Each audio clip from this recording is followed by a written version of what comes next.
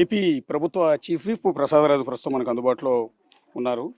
ఎలా అంటే మొత్తం రాష్ట్రం మొత్తం కూడా ఎలక్షన్ మూడ్ కనిపిస్తుందా? ఖచ్చితంగా కదా. 5 సంవత్సరాలు పూర్తయింది. 5 సంవత్సరాల పరిపాలనకు ఈ ఎలక్షన్నే ప్రజలే తీర్పిస్తూ ఉంటారు కదా.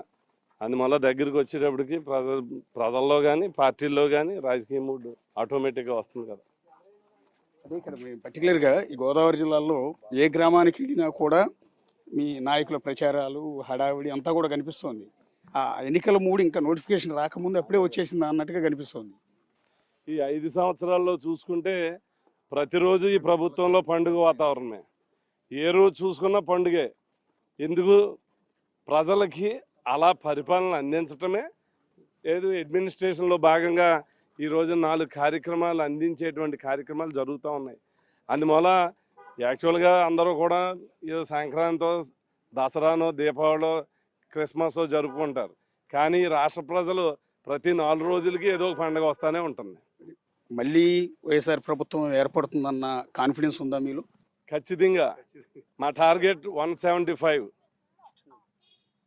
మా టార్గెట్ 175. గవర్నమెంట్ ఏర్పడటం కాదు, 175. వైనాట్ 175 అనేది క్యాజువల్గా చెప్పడం వరకు ఓకే, కానీ పాసిబిలిటీ ఉంటుందా అని మీరు ప్రాక్టికల్గా చాలా సీనియర్ లీడర్ మీరు.